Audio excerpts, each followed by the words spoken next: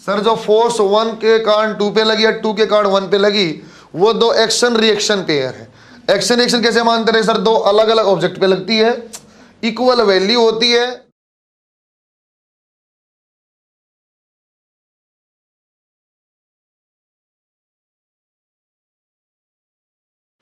लिखो बच्चों, एक लाइन लिखो। जो बच्चे नए आए हो 2-4 पेज पहले छोड़ देना, 3-4 पेज खड़े छोड़ दो।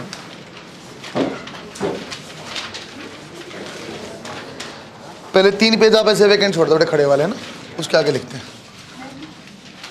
आपका। तो पहले उसमें बचा होगा पहले वाली, देखो बच्चों 1-2 लाइन लिखते हैं पहले। बच्चों ये ग्रेविटेशन थोड़ा सा रिलेटेड रहता है ना, कुछ कुछ चीज़ें आपने वहाँ पढ़ा भी रखी, कुछ यहाँ यूज़ कर लेंगे।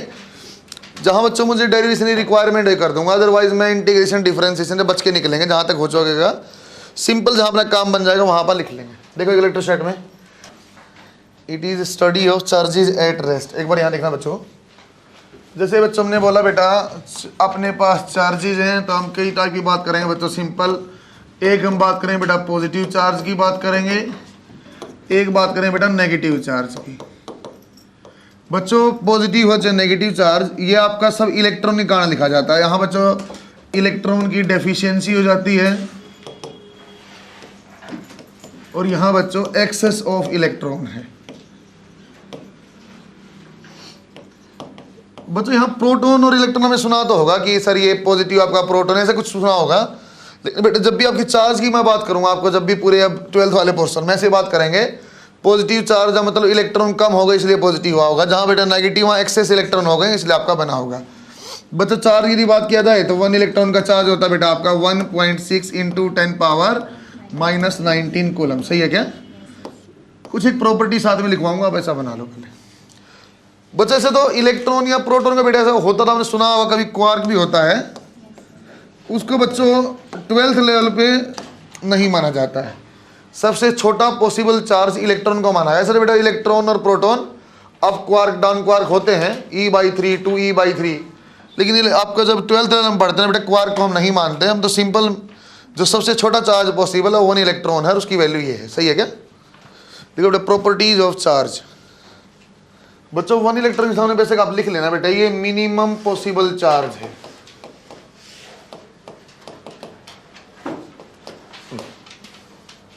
फिर मैं आपको बोला ये मत बोल देना सर क्वार्क होता है E/3, मैं भी जानता हूँ होता है, लेकिन 12th लेवल पे NCERT नहीं मानती कोई ऐसी चीज़ होती होगी। तो हम अब जब अपना पेपर में जब पूछा हम ये मानते हैं मिनिमम पॉसिबल 1 इलेक्ट्रॉन है, उसकी वैल्यू ये होती है। सही है क्या? इसलिए मैंने क्वार्क लिख के काट दिया कि ऐसा नहीं होता होगा, लेकिन हमारे लिए नहीं होता। आप सही है ना? प्रॉपर्टी ऑफ चार्ज में आप लिखो बेटा 1-2 लाइन पहले। For an isolated system charge will B conserved. Isolated system का मतलब ये है बच्चों, यदि अपने पास यहाँ N1 है बेटा, यहाँ N2 है, चाहे बच्चा आपने कनेक्ट किया नहीं किया किसी फॉर्म में, अभी मैं नहीं जानता बेटा चार्ज कैसे ट्रांसफर होता है, इसलिए मैं आपको मेथड नहीं बता रहा कैसे मैं ट्रांसफर करूँ, लेकिन ये जानता हूँ यदि अभी 2 स्फीयर कुछ ऐसा दिखाई देता है, 2 में सर्कल दिखाई दे रहा है फिलहाल, तो N1 और N2 यदि चार्ज है, आपने कुछ भी करिए चार्ज आप ट्रांसफर कर देते, मैकेनिज्म नहीं जानते, यदि मान लो ट्रांसफर किया तो बच्चों सपोज किया बेटे कि एक के ऊपर आ गया N1 और दूसरे के ऊपर आ गया बेटा N2, तो मैं ये जानता हूँ सर चार्ज जो N1 + N2 था वही आपका N1 और N2 भी होगा। सही है क्या? एक आइसोलेटेड सिस्टम के लिए चार्ज हमेशा कंजर्व्ड है। फटाफट डायग्राम बनाओ बेटे जल्दी जल्दी, छोटी छोटी प्रॉपर्टियाँ से लिख रहे हैं, काम में लेंगे थोड़ी देर में इसको। कंजर्व्ड को आप अंडरलाइन कर लो जहाँ पहले लिखा था। नंबर 2 प्रॉपर्टी आप लिखो, charge is always be in quantized form. Charge will always be in quantized form. Quantized को अंडरलाइन करो। बस ऐसा तो हमने सुना होगा क्वांटा ऑफ लाइट और क्वांटा ऑफ एनर्जी में पैकेट के फॉर्म में होता है, ऐसा अगर कुछ सुना होगा बस। Charge will always be in form of quantization form. Quanta का मतलब होता है तो आपका पैकेट की फॉर्म में होगा। इसका मतलब ये बोलना चाहता है बच्चा, जब भी आपको चार्ज दिखाई देगा, देखो बेटा मैं कैपिटल Q यूज कर रहा हूँ, उससे पहले हीट के लिए सिंबल आया हुआ, लेकिन हम चार्ज के लिए कैपिटल Q या स्मॉल Q जैसा यूज करें कर लेंगे। बच्चों चार्ज जब भी आपका आएगा बेटा वो आपका +- n × E में आएगा। जो n है बच्चों आपका दैट इज एन इंटीजर। जो बच्चों आपका n है वो आपका इंटीजर है। सर n की वैल्यू 0 1 2 3 4 5 कुछ भी हो सकता है, नंबर होगा। जैसे कभी भी चार्ज बच्चों ऐसा नहीं हो सकता, इसका मतलब क्या हो जाएगा, चार्ज आपका आएगा बेटा 2E -3E 500E ऐसा हो सकता है बच्चों। E/3, 5E/2, इस टाइप की चीज। फ्रैक्शन में चार्ज नहीं आएगा, सही है क्या बच्चों? क्या E की वैल्यू पहले लिख चुका हूं बेटा 1.6 वाली, तो 2, 3 कुछ भी आपका इंटीजर नंबर आएगा, आपका फ्रैक्शन वाला नहीं बनेगा, सही है क्या? उसका मतलब होता है बच्चों आपका क्वांटाइजेशन या क्वांटाई फॉर्म में मिलेगा, 1 पैकेट 2 पैकेट 3 ऐसे। ये भी लिखो बच्चों, ये नंबर 2 हो गया आपका। नंबर 3 के ऊपर एक सिंगल स्टार आप बनाओ बच्चों। एक वर्ड इंपॉर्टेंट है, मतलब ऐसा नहीं कि बहुत मुश्किल चीज है क्या, नहीं ये भी आसान है, हम पहले ही जानते हैं, लेकिन बेटे एक इंपॉर्टेंट अपने पास एक पॉइंट बन जाता है। एक वर्ड आएगा इनवेरिएंट, एक वर्ड आता है बच्चों इनवेरिएंट। इनवेरिएंट बोलने का मतलब बच्चों फ्रेम पे इंडिपेंडेंट है, फ्रेम डिपेंडेंट नहीं है। चार्ज का जो भी आएगा बेटा, चार्ज इज इनवेरिएंट। इनवेरिएंट का मतलब does not depend on frame of reference. Frame of reference का मतलब समझने के लिए हम ऐसा बोल सकते हैं बेटा, जैसे हम एक्स वाई जेड एक्सिस मानते रही सर, फ्रेम को एक्स वाई जेड को शिफ्ट कर दिया, कहीं आगे पीछे कर दिया तो कोई फर्क पड़ेगा नहीं पड़ता चार्ज पे। ऐसे ही पुरानी बात याद दिला रहा बच्चों, वेक्टर में आपको याद होगा, वेक्टर में चाहे फ्रेम ऑफ रेफरेंस को आप रोटेट कर रहे हो चाहे ट्रांसलेट कर रहे हो, वेक्टर पे कोई फर्क नहीं पड़ता। ऐसा था 5 मीटर ड्यूइश, तो वो ऐसा ही रहता था ना। नीचे एक लाइन लिखो तीसरे पे, charge will B invariant, charge will B invariant. उसके ब्रैकेट में लिखो does not depend on frame of reference, does not depend on frame of reference. छोटा सा एग्जांपल बनाओ बच्चों, यहीं कहीं बच्चों मैं विच ऑफ फॉलोइंग बोल रहा हूं, WF लिख लेना ना, विच ऑफ फॉलोइंग। छोटा सा एग्जांपल बेटा, which of following charge is not possible, which of following charge is not possible.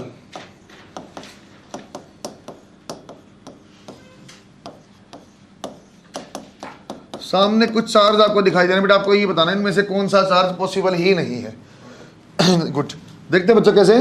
Sir ये अपना क्या बन जाएगा बेटा, E है, ये अपना क्या बन जाएगा बच्चों, E है, पॉसिबल है। कितना बन जाएगा बेटा 2E, ये भी पॉसिबल है। ये कितना बच्चों 4E। सर ये क्या है, सर मैं -20 फॉर्म में नहीं जानते, इसको एक काम कर लो आप -19 कर लो, -19 करो तो बेटा डिवाइड बाई 10 चला जाएगा, आप सही है क्या? और ये 3.2 एज इट इज। देखो बेटा मैंने वही चीज लिखा, 10 पावर -20 था, नीचे 10 ले लिया मैंने, वो 19 ऐसे रखा।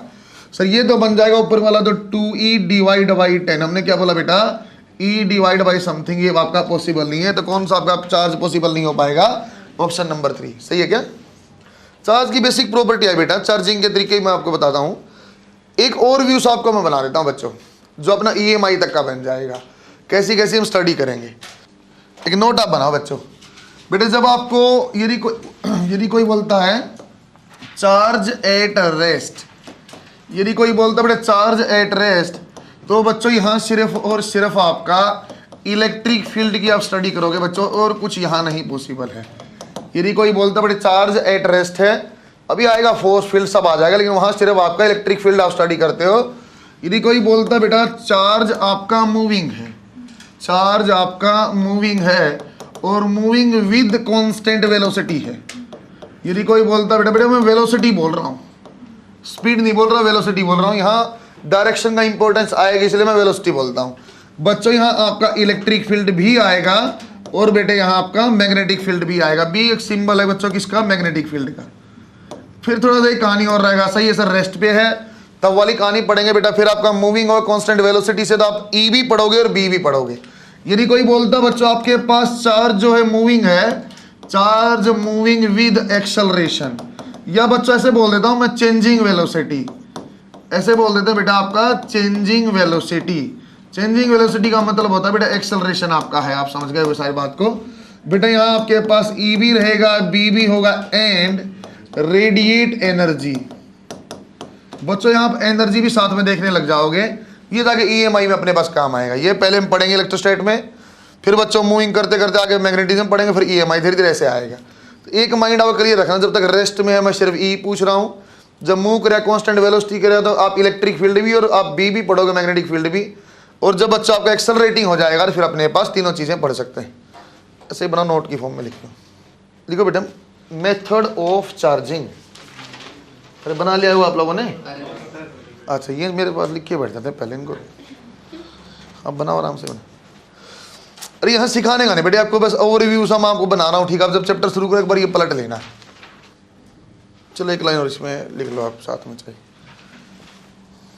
एक लाइन इसके नीचे और बना लो, नोट नंबर 2 आप बना लो, छोटी सी लाइन। आप जानते हो यार, same charge repel each other है ना, अपोजिट अट्रैक्ट लिख लो फिर भी। Same charge repel each other whereas opposite charge attracts. Human nature जैसा रहता चार्ज का। Same charge repel each other whereas opposite charge attracts. बच्चों आपने बनाया बेटा मेथड ऑफ चार्जिंग। बच्चों मेथड ऑफ चार्जिंग, इस चीज़ को बहुत बार फील करते हैं बेटा। बहुत बार आप देखना, जहाँ भी अपने कपड़े उपड़े रखे रहते, काफ़ी देर हो गए घूमते रहे, आप मोशन में रहते हो, और कभी कभी आप टच करते हो ना तो अपने को ऐसा कभी करंट सा लगता है। तो अलग अलग चार्जिंग का मेथड है, और एक चार्जिंग का मेथड जो आपको बिल्कुल प्रैक्टिकल देख सकते हो। अब जो सर्दियाँ थी ना, जो आजकल बड़ी फर वाली रजाइयाँ आती हैं, मतलब बिल्कुल फर वाली मोटी मोटी रजाइयाँ ना, उसके अंदर आप लेट के और ऐसे धीरे धीरे ऐसे उंगली चलाना, तो आपको वहाँ ना कभी कभी हल्की हल्की लाइट नजर आती है, मतलब वो चार्जिंग कहाँ नहीं आती, चार्ज प्रोड्यूस उससे कहाँ बनता हो। देखो एक बार दोबारा बेटा, मेथड ऑफ चार्जिंग को मैं एक साथ ही बना रहा हूँ बेटा। एक चीज हो सकता है आपका नंबर 1 बाई फ्रिक्शन। अब अच्छे सुन लेना बेटा, बाद में लिखना।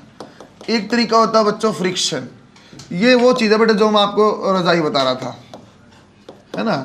एक होता है बेटा कंडक्शन से, अच्छे सुन लो बाद में लिखना। एक होता है बच्चों कंडक्शन से। कंडक्शन बच्चों अभी बहुत ज़्यादा तो नहीं जानते, लेकिन जब हीट पड़ा होगा थोड़ा बहुत आप जानते होंगे। एक होता है बच्चों बाई इंडक्शन। बच्चों इंडक्शन में आपका कांटेक्ट की जरूरत नहीं है, ये बेटा नॉन कांटेक्ट मेथड है। इंडक्शन में आपका इंडक्शन जब भी होगा बेटा, वहां कांटेक्ट की जरूरत नहीं होती, नॉन कांटेक्ट का मेथड। यहाँ आपको कांटेक्ट में है और यहाँ भी कांटेक्ट में। कैसे कांटेक्ट में बच्चों, कोई भी जब भी आप सीधी सीधी पॉइंट देखता हूँ बच्चों, जब भी दो ऑब्जेक्ट है बेटा, जब दो ऑब्जेक्ट को आप रब करते हो और यदि वो कंडक्ट कर पाए, यदि आप वहाँ पे रबिंग है तो वहाँ पे क्या बन जाएगा सर, 1 जो होगा आपका पॉजिटिव चार्ज हो जाएगा, और जो बेटा अनदर है आपका अदर जो है नेगेटिव चार्ज। बच्चों इसका फेमस एग्जांपल कौन सा होता है बेटा सर, ग्लास रोड वाला विद आपका सिल्क के साथ। यदि आप इसको रब करोगे तो ये क्या बन जाएगा पॉजिटिव, और ये क्या बन जाएगा नेगेटिव। सर 10वां एग्जाम्पल हो, सबको याद करेगा, नहीं करना भाई, आपको नहीं करना है, सही है क्या। हम ऐसे ही बता कि हाँ आपका रब करने से, जैसे बच्चों हमारी ह्यूमन बॉडी में उंगली बोला रजाई बोला, तो वहाँ जब आप प्रोड्यूस करते हो मैं जानता बस हाँ सर वहाँ कुछ लाइट नजर आती है, शायद करंट आपका वहाँ पे प्रोड्यूस हुआ, कांड कुछ रहता होगा। मैं सिर्फ ये बताता हाँ सर वहाँ पे फ्रिक्शन से आपका क्या प्रोड्यूस हो सकता है, चार्ज आपका प्रोड्यूस हो सकता है। दोबारा देखो कंडक्शन कैसा होता है बेटा, एक अपने पास पॉजिटिव चार्ज कंडक्टर है बेटा, मैं जानबूझ के सरफेस पे बना रहा हूँ, थोड़ी देर बाद इसको लिखवा भी लूंगा, सरफेस पे ही चार्ज होता है। और एक आपका बेटा ऐसे ही खाली विदाउट चार्ज वाला। सर विदाउट चार्ज वाला मतलब क्या होता है, क्या यहाँ मेटल है, क्या इलेक्ट्रॉन प्रोटॉन नहीं होंगे, होंगे इलेक्ट्रॉन प्रोटॉन दोनों ही होंगे, लेकिन बैलेंस होंगे, वहां कोई दिक्कत नहीं है, सही है क्या। यहाँ भी इलेक्ट्रॉन प्रोटॉन दोनों ही हैं, लेकिन इलेक्ट्रॉन कम होंगे, इसलिए कैसा बेटा ये पॉजिटिव चार्ज है। यहाँ 100 इलेक्ट्रॉन 100 प्रोटॉन बैलेंस होगा। यहाँ बच्चों मान लो प्रोटॉन तो अपने क्या है 80, और सॉरी प्रोटॉन क्या बेटा 100, मान लो इलेक्ट्रॉन क्या है आपका 80, डेफिशिएंसी होगी इसलिए चार्ज आया होगा। इसको आपको कॉन्टेक्ट में लेके आना पड़ता है बेटा, इसको वायर को लेना पड़ेगा, तो मैं कंडक्टिंग वायर बोल रहा हूँ। ये ऐसा वायर मैंने लिया जो आपका चार्ज को कंडक्ट कर सके। सर पॉजिटिव यहाँ से यहाँ चला जाएगा, नहीं। करंट इलेक्ट्रिसिटी में जाने का अभी बता रहा, पॉजिटिव चार्ज फ्लो नहीं करता बेटा, फ्लो करते हैं इलेक्ट्रॉन। यहाँ इलेक्ट्रॉन की कमी थी, यहाँ आपके इलेक्ट्रॉन क्या बोला बेटा, पहले क्या था, यहाँ भी 100 इलेक्ट्रॉन 100 प्रोटॉन, यहाँ क्या था बेटा आपके पास 100 आपके पास प्रोटॉन और 80 आपके पास इलेक्ट्रॉन। बस अब क्या होगा, बैलेंस हो जाएगा। सर आपके पास क्या करेंगे, यहाँ इलेक्ट्रॉन कम है तो इलेक्ट्रॉन कुछ यहाँ जाएंगे, तो यहाँ चार्ज क्या हो जाएगा बेटा पॉजिटिव रहेगा, लेकिन यहाँ भी कैसा इंड्यूस हो जाएगा पॉजिटिव। क्यों सर, यहाँ पे पहले दोनों बैलेंस थे, लेकिन कुछ इलेक्ट्रॉन अब यहाँ चले गए, बैलेंस कर देंगे 90 और ये 90, अब यहाँ भी 10 कम और यहाँ भी 10 कम। बच्चों बोलने का मैं सीधा बोल देता, ये पॉजिटिव चार्ज आपने कनेक्ट किया तो ये भी पॉजिटिव हो जाए, कुछ चार्ज यहाँ चला गया।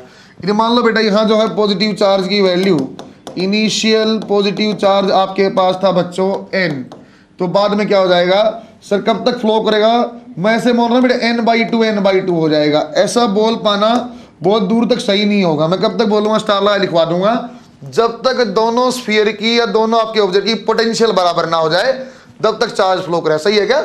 उस कंडक्टर में वैल्यू निकालना भी सीख लें कितना कितना जाएगा। इसलिए बच्चों मैं ऐसा नहीं बोल रहा हाफ कर दो, फिलहाल मैं ऐसे बोलता सेम शेप और साइज है चलो हाफ कर देता हूँ, लेकिन जरूरत नहीं, उसके नोट में लिखवा दूंगा अप टू n, जब तक आपका पोटेंशियल आपका बराबर ना हो। एक तरीका होता है बेटा इंडक्शन वाला, ये आसान और बढ़िया तरीका, ज्यादातर देखा भी जाता है। बच्चों एक ऑब्जेक्ट यहाँ है अपने पास एक ऑब्जेक्ट है बेटा, मान लो यह नेगेटिव चार्ज है। आपने क्या किया बच्चों, आपने क्या किया बेटा, इसके पास लेके गए, इसके नॉन कॉन्टेक्ट है, कॉन्टेक्ट में तो नहीं आएगा, लेकिन ये क्लोज है बेटा, क्लोज टू अदर ऑब्जेक्ट। बच्चों इसके पास में, सर कितने पास में गया बच्चों, इतने पास में गया कि इसके कारण दूसरा चार्ज अट्रैक्शन में आने लग जाए।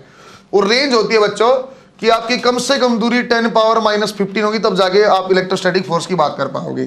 पहले पूरा प्लस और माइनस था, सही था, बैलेंस था, न्यूट्रल था। बाद में क्या किया बेटा, जब इसको पास में ले गए कैसा नेगेटिव, तो इस सरफेस पे प्लस प्लस प्लस चार्ज आ गए, इस पे क्या आ गए बेटा, माइनस माइनस माइनस आ गई। पहले न्यूट्रल था, 100 प्रोटॉन 100 इलेक्ट्रॉन, सही है सर। जब ये पास गया तब भी न्यूट्रल है, तब क्या किया, बस ये इस साइड पॉजिटिव है, इस साइड नेगेटिव, तब भी कोई दिक्कत नहीं। लेकिन बाद में हम क्या करते हैं बेटा, मान लो मुझे ये पॉजिटिव चार्ज बनाना बच्चों, मान लो मुझे पॉजिटिव चार्ज बनाना, इसको क्या करें, आपने कनेक्ट किया और नीचे अर्थ कर दिया, तो ये चार्ज नीचे फ्लो कर गया और सिर्फ कैसा चार्ज बच जाएगा बेटा अपने स्फीयर के ऊपर, प्लस प्लस प्लस। सही है क्या, जैसा आप चाहते हो ऐसा चार्ज आप बना सकते हो। ये लाइन लिखो, यहाँ एक नोट लिखवाऊंगा बच्चों बीच वाले में। अरे जब मैं पढ़ता हूँ मुझे समस्या ये होती है कितने एग्जाम्पल याद करूँ भाई फ्रिक्शन के, नहीं करना आपसे कोई नहीं पूछ रहा, समझे क्या, कोई एक पॉजिटिव कोई एक नेगेटिव हो जाएगा बस।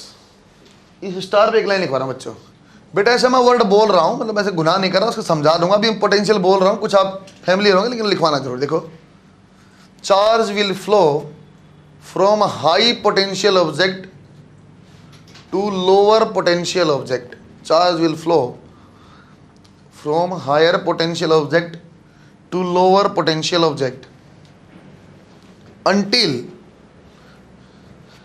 until potential of both objects will be same, until potential of both objects will be same। बच्चों ऐसे लिखने में छोटी चीज़ हम जानते हैं, लेकिन बेटा इसको मैं बाद में जब कंडक्टर आपको पढ़ाऊंगा बहुत बार यूज करूंगा, मैं कुछ भी नहीं सकूंगा, हमेशा ये करूँगा बेटा पोटेंशियल बराबर करता उत्तर आ जाएगा, जब भी आपको चार्ज का डिस्ट्रीब्यूशन बाद में निकालना होगा।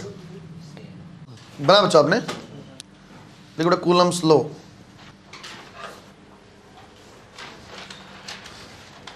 अब 2-4 मिनट आप अच्छे सुनते हैं ना, बेसिक बात जानते हो, साथ में बच्चों में वेक्टर फॉर्म में सब फॉर्म में लिखवाऊंगा, कुछ थ्योरी के भी इंपॉर्टेंट पोर्शन करवाऊंगा। जैसे ग्रेविटेशन मैंने किया था ऐसे ही यहाँ बनाऊंगा बेटा, एक लॉ बना, वेक्टर फॉर्म बना, नीचे इंपॉर्टेंट में फिर सवाल करने लगेंगे। कूलम्स लॉ आपने लिखा बच्चों, एक बार यहाँ देखो अब अच्छे से बेटा, फोर्स की या फील्ड की डायरेक्शन निकालने का तरीका भी ये समझा दूंगा, कुछ ग्रेविटेशन में आपको समझा दो बच्चों, जिस मास के ऊपर निकालना उसको छोड़ दो, अपने आप डायरेक्शन आएगी। सेम कहानी कुछ यहाँ भी देखो एक बार बच्चों, अपने पास एक चार्ज है बेटा Q1 चार्ज, एक चार्ज है बेटा Q2 चार्ज, और बेटा इन दोनों के बीच में डिस्टेंस है r, ऐसा अपने पास रखा हो बेटा। अभी मैं नेचर की बात नहीं कर रहा, पॉजिटिव है कि नेगेटिव है कि ऐसी बात मैं नहीं कर रहा। तो बेटा इन दोनों के बीच में कूलम्बिक फोर्स लगाई से, that will be directly proportional to product of the both charges and inversely proportional to square of distance between them. बच्चों आपको तब भी बोला होगा मैंने, जब भी बेटा इनवर्सली प्रोपोर्शनल टू स्क्वायर बनती, प्रोपोर्शनल टू यूनिट वेक्टर बनता है, तो उस टाइप की फोर्स को सेंट्रल फोर्स बोला जाता है। याद ही नहीं बच्चों, फोर्स कैसा लिखा जाएगा, एक कांस्टेंट ले लो बेटा K Q1 Q2 divide by R square. बच्चों K का यदि यहाँ कोई आप डायमेंशन पूछना चाहे, क्या होता K बनता बेटा 1/4 पाई एप्सिलॉन। बच्चों K की वैल्यू जो आपकी बनेगी 9 × 10⁻⁹। बच्चों यूनिट देखना, ये न्यूटन है, ये metre square, newton metre square divide by coulomb. बच्चों कूलम स्क्वायर का आप चाहो तो एम्पियर इंटू टाइम, क्यू कैसा लिखा जाता है बेटा I × T ऐसा लिखा जाए। इसकी वैल्यू क्या होती है बच्चों अपने पास, सर इसकी वैल्यू आएगी 8.85 × 10⁻11। बच्चों इसकी यूनिट क्या आएगी सर, ये इसके उल्टा ही तो है, इसका उल्टा क्या बन जाएगा, coulomb square divide by Newton. बच्चों यहाँ इनके K का या एप्सिलॉन नॉट का डायमेंशनल फार्मूला इंपॉर्टेंट पूछ सकता है। बच्चों डायमेंशनल फार्मूला क्या पूछ सकते हैं, यूनिट आपको आएगी, डायमेंशनल फार्मूला बनना भी आसान है। जैसे मैं लिखता हूँ बेटा यहाँ डायमेंशनल फार्मूला ऑफ K का आपने बनाया तो क्या था सर, K आपका पास सर ये था, यूनिट इसकी newton metre square divide by this. Sir charge कैसा लिख सकते हैं क्या, charge is equal to, charge को क्या लिखा जाए बेटा I × T। सर कैसे आ गया, I होता Q/T ऐसे, तो बच्चों इसको एम्पियर इंटू टाइम की फॉर्म में भी लिखा जा सकता है। दोबारा देखो ये आ गया आपका M1, L2 था बच्चों, कितना हो जाएगा L3, T-2 था बच्चों, तो ऊपर चला जाएगा, इसको चलो ऐसे लिखते हो T-2 divide by A square और बच्चों T स्क्वायर, क्या बन जाएगा फाइनल देख लेना, M1 L3 T-4 और A-। बच्चों यदि K का आपने बना लिया तो इसकी कोई दिक्कत नहीं है, इसका उल्टा ही आंसर है। एप्सिलॉन नॉट का क्या होगा बेटा, इसका उल्टा ही आंसर है, क्योंकि ये क्या आपका बाकी 4 पाई तो क्या है कांस्टेंट है। बच्चों ये जो बनाया मैंने, ये फोर्स बिटवीन टू चार्जेस है जब आपका बीच में सिंपल वैक्यूम है। सर वैक्यूम का मतलब आप समझाओ। वैक्यूम का मतलब ये मत मान लो कुछ अजीब सी चीज होती है। वैक्यूम का मतलब सिर्फ इतना बेटा, वहां बीच में कोई मीडियम नहीं है। मीडियम का मतलब ये लिटरली आपको वैक्यूम समझना, ये समझना पड़ेगा सर वहां एयर है क्या, बेटा एयर भी नहीं है, ऐसा माना जाता वैक्यूम है। तो वैक्यूम का मतलब जीरो प्रेशर, जीरो प्रेशर का मतलब वहां एयर भी आपका प्रेजेंट नहीं है। एक्स का मतलब सर जहां भी चार्ज होगा ना वहां आपका कोई ना कोई मीडियम तो होगा ही। सर मीडियम मतलब कुछ अलग चीज है। ये क्या है बेटा, वैक्यूम में जब रखा हुआ, जब बीच में कोई मीडियम नहीं तब इतना फोर्स लगता है। इसको बना वैसे ही। तो चलो इन साथ में लिखवाता हूँ, फिर इफेक्ट देखते हैं। अरे इसका डायमेंशनल फॉर्मूला वो अपने आप उल्टा हो जाए, कोई दिक्कत नहीं है ना। नीचे 1 2 3 पॉइंट लिखेंगे, फिर वेक्टर फॉर्म और सारी कहानी फिर बाद में पढ़ेंगे। बेटा एप्सिलॉन नॉट का नाम क्या था, परमिटिविटी ऑफ फ्री स्पेस है ना। परमिटिविटी का मतलब समझते हो, जो चार्ज के मोशन को परमिट करता हो या चार्ज के ऊपर जो फ्लो को नहीं रोकता है। और जैसे इनर्शिया याद है बेटा, इनर्शिया क्या होता था सर, मास की वो प्रॉपर्टी जो चेंज को अपोज करती है। सेम कहानी यहाँ है। परमिटिविटी का मतलब होता है चार्ज के फ्लो को कितना परमिट करता है, तो ये आएगा परमिटिविटी ऑफ फ्री स्पेस। नीचे 1 2 3 लाइन लिखते हैं बेटा पहले, फिर आपको और अच्छे से समझा रहा हूँ कहानी को। हाँ, it is a central force, 1 2 3 ऐसे point banana. It is a central force, bracket में लिखो सेंट्रल फोर्स के, will always act along line joining charges, will always act along line joining charges, bracket बंद बेटा। it depends on presence of medium, एक और लिखो, it is much more stronger than gravitational force, it is much more stronger than gravitational force. बच्चों सामने लिखो बेटा। और ये बहुत बड़ा आंसर है। बच्चा कई बार यहाँ बोलता सर हमने mg क्यों छोड़ दिया, बहुत जगह mg को नहीं लेते हैं। तो बच्चों ये ग्रेविटेशनल फोर्स से तो 10⁻36 टाइम्स ज्यादा है।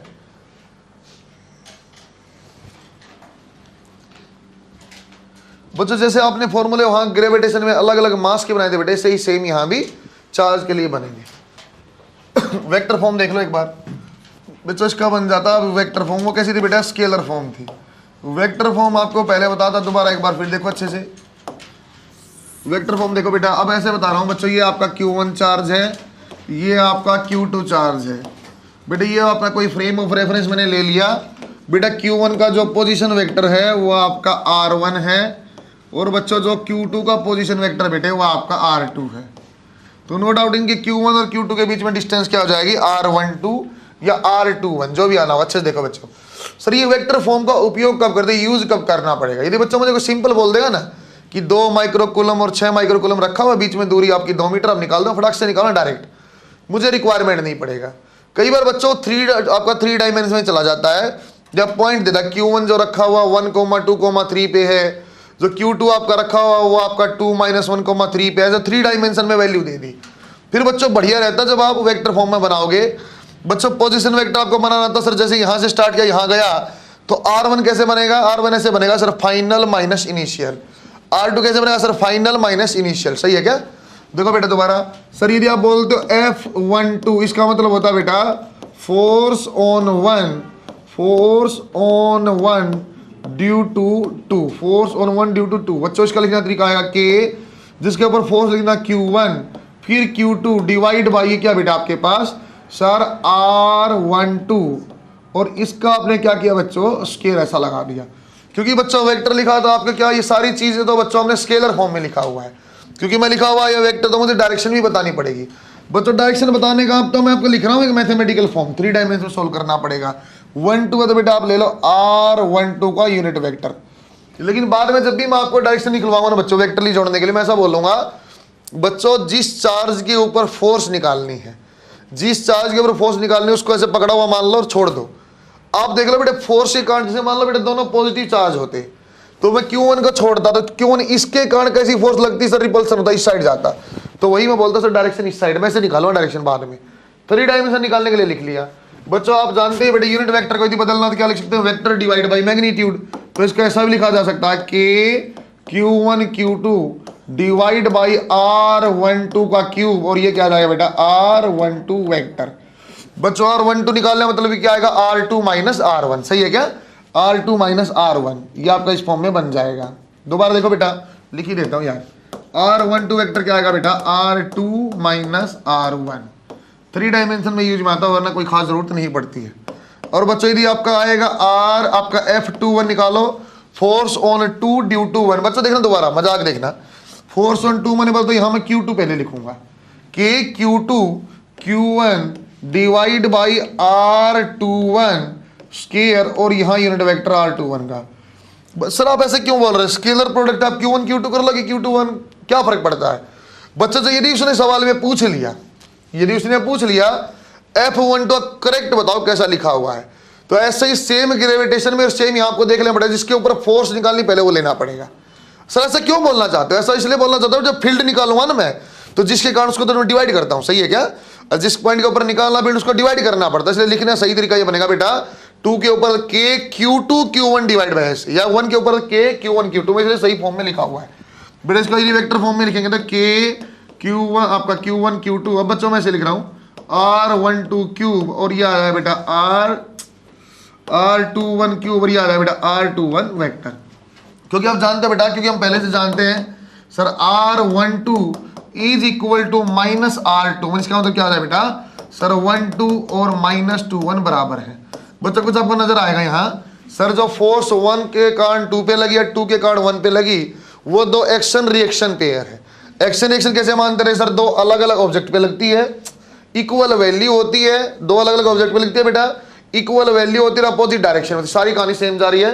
बच्चों आपका सेम दोबारा बात रिपीट कर रहा हूं, यदि बच्चों एक चार्ज है Q और एक चार्ज है बच्चों 1000 Q, एक चार्ज छोटा सा Q और एक बेटा 1 लाख Q, मान लो बहुत बड़ा चार्ज एक छोटा चार्ज, चाहे बच्चों दोनों के बीच में डिस्टेंस बोल दे मैंने 10 मीटर, तो जो फोर्स बच्चों 1 लाख Q पे लगेगी वही फोर्स कहां पे लगेगी, Q पे भी लगेगी। ये मत सोचना सर छोटे से चार्ज है, और छोटा कुछ भी, हम तो प्रोडक्ट कर रहे हैं बेटा, प्रोडक्ट के कारण क्या आएगा, दोनों के ऊपर फोर्स इक्वल है, अपोजिट डायरेक्शन में है, और बच्चों उसी लाइन ज्वाइनिंग के अलोंग है। दिखते भैया बनाओ नीचे एक दो पॉइंट और लिखते हैं। ये कंफ्यूजन तो नहीं सर, ये क्यूब कैसे बना दिया, यूनिट वेक्टर को रिप्लेस किया बेटा मैंने, कोई दिक्कत है ना। फाइनल माइनस इनिशियल कब क्या बोल रहा देख लो, यहां से है और ये सही है बेटा। चलो ऐसे आर की बात है तो आपको याद है टॉपिक में अच्छे समझा था बच्चों, आर के में जब भी आप आर लेते हो तो क्या करते थे, एट माइनस अबाउट, है ना। अब देख लेना अच्छे से, ये मत देखना कि ओरिजिन माइनस करना, ऐसा नहीं। सवाल पीएम टीम पूछा तो उल्टा करके पूछ लिया था। वेक्टर फॉर्म में बेसिक आप मेंशन कर लो, use only in 3D shapes, ये 3 डायमेंशन में क्वेश्चन तभी यूज करना बेटा, 2D में लगाने मत बैठ, आपको दिक्कत लगने लग जाएगी उल्टा। 2D में वैसे सोल्व करना आसान है, डायरेक्ट मुझे वैसे ही डायरेक्शन दिख जाती है। यहां तक आ गए बच्चों, आप एक लाइन अब लिख लेते हैं बेटे साथ में बच्चों। एक्शन रिएक्शन पेयर होता है, वो लाइन लिखवा रहा हूँ। एक्शन रिएक्शन में आप अच्छे से समझ लें, इक्वल है, अपोजिट है, और अलग अलग ऑब्जेक्ट पे ऊपर लगती है, सही है क्या। देखिए बेटा, force acting on charge 1 and 2, force acting on charge 1 and 2 will form an action reaction pair. Force acting on charge 1 and 2 will form an action reaction pair. बस बच्चों इसका 3D का मैं चाहूँ तो एग्जाम्पल आपको बता सकता हूँ बेटा, कि आपकी वैल्यू सही बताऊँ तो बच्चों आपके पास Q1 चार्ज जो है बेटा वो आपका 2 माइक्रोकूलम है बेटा, Q2 जो आपका है मान लो 6 माइक्रोकूलम। बच्चों डिस्टेंस नहीं बताई, उसने बोल दिया ये प्लेस जो है ये आपका प्लेस है ए पॉइंट के ऊपर 1, 2, -3, और ये जो प्लेस है बेटा आपका B है वो आपका कहाँ रखा हुआ है, ये -1, 3, 4, इस टाइप से। बच्चे जो ऐसे उठ पटांग से अपने पास आ जाए प्लस और माइनस भी है, 3 डायमेंशन है, फिर अपने को देख पाना मुश्किल, सर के बीच में डिस्टेंस क्या हो देख पाना मुश्किल हो जाता है। सिंपल बोलता है 2 चार्ज 2 मीटर में सीधा निकालता, इन्हें बोलते हैं उठ पटांग से 2 ऑप्शन दिए सर, ये ए और बी ऐसा कुछ रखा हुआ है। तो अब आप बताओ फोर्स क्या लगेगी, फोर्स ऑन 1 ड्यू टू आप 2 बताओ, ऐसा पूछता है बेटे। यदि 1 ड्यू टू 2 ना पूछे या 2 ड्यू टू 1 ना पूछे, सिर्फ फोर्स पूछे तो मैग्नीट्यूड पूछा, जो चाहो निकाल लो, सही है क्या। सिंपल बोल देना फोर्स बिटवीन देम क्या, तो मैग्नीट्यूड पूछा कुछ भी निकाल लो। ये मैं निकालता हूँ विद डायरेक्शन, देखो बच्चों कैसा बनेगा सर, आपका बनता K Q1 Q2, K Q1 Q2 divide by, और ये बन जाएगा बेटा आपका R12। बच्चों आप हमेशा क्यूब वाले फॉर्म में ही रखना, क्यूब वाले में फायदा होता है, यूनिट वेक्टर की बजाय ऐसा लिखना वो ज्यादा अच्छा है। सर यहाँ R12 क्या है सर, R1 वेक्टर जो बनेगा वो बन जाएगा बेटा आपका I cap 2j cap minus 3k cap, और R2 आपका क्या बन जाएगा बेटा minus I cap plus 3j cap plus 4k cap. R12 आपको बनाना क्या बन जाएगा बेटे sir R2 minus R1, sir minus I और दिस तो माइनस 2I 3 दिस तो आपका बन जाएगा प्लस j, और ये बेटा आपका प्लस 7k। बच्चों यहीं के ये आप चाहो तो क्या बना लोगे बेटे आपका R12 का क्यूब बना लेंगे, क्या बन जाएगा सर R12 पहले आप बना लो, अब इसका मैग्नीट्यूड आप बना लो, तो मैग्नीट्यूड क्या बनेगा I वाले का स्क्वायर सर j वाले का स्क्वायर और k वाले का स्क्वायर अंडर द रूट, ये बन गया बेटा आपका 4 + 1 और दिस 54 आपका बन गया बेटा 54। सर 54 का हम नहीं जानते तो ऑलमोस्ट आप जान रहे हो, पहली बात तो रूट की फॉर्म में आंसर दिया कोई दिक्कत नहीं, फिर भी 50 वगैरह वैल्यू भी निकालनी होती है बेटा। 7 का क्या था और 8 का क्या था, उसका डिफरेंस बीच में देख लेना सर, ये 7.2 7.3 ऐसा कुछ बन जाएगा, सही है क्या। अब यहाँ देखो बच्चों, अब वैल्यू मैं पुट करता रहा, k की जगह आ जाता है बेटा 9 × 10⁻9। बच्चों ऐसा यूनिट में वैल्यू होती है, ये माइक्रो कूलम में तो बच्चों कन्वर्ट करना पड़ेगा 10⁻6, सही है क्या, 6 × 10⁻6, और ये आपका क्या बन जाता बेटे आपके पास सर √54 × 54, सही बनाया क्या मैंने सर, स्क्वायर के कारण 54 लिख दिया, और क्योंकि पावर 3 है तो इसलिए मैंने एक बार रूट ऐसे छोड़ दिया। और यहाँ क्या आ जाता बच्चों अपने पास सर, यहाँ आ जाता R12 वेक्टर, जो भी लिखा हो वैल्यू पुट किया, सही है क्या। इस सवाल में आप ये नहीं देख सकते बेटे ये यहाँ रखा है दिमाग में सर, ये माइनस में ये दूरी ऐसे नहीं देख सकते हैं, इसलिए मुझे वेक्टर फॉर्म यूज करना पड़ा, सही है क्या, बनाओ शाबाश। अरे इसका अभी तो आसान है, क्योंकि बच्चा जब पढ़ता ना, आपको पेपर जब मिलेगा तो उस टाइम आप केमिस्ट्री में सॉलिड स्टेट पढ़ चुके हो, समझे, तो ऐसे बता देगा एक आपका रखा एक पॉइंट पे, एक डायगोनल अपोजिट रखा हुआ है, तो वहां का पहले से जानते हो सर ये रूट होता है, ये इतना, तो चाहे तो सीधा भी कर पाते बेहतर डी में। मुझे लग रहा है तुम्हें है ना ये नहीं पता चला क्या लिख दिया, पता चला उसको स्क्वायर करो बना के रख। बच्चों भी बार बार मैं 2 चार्ज की बात कर रहा हूँ बेटा, चलो सिंपल रखे 3 डायमेंशन किया, एक मीडियम का मैं लिखा था, हाँ प्रेजेंस ऑफ मीडियम से इफेक्ट पड़ता है, वो क्या इफेक्ट होगा उसकी बात मैं करूंगा थोड़ा सा।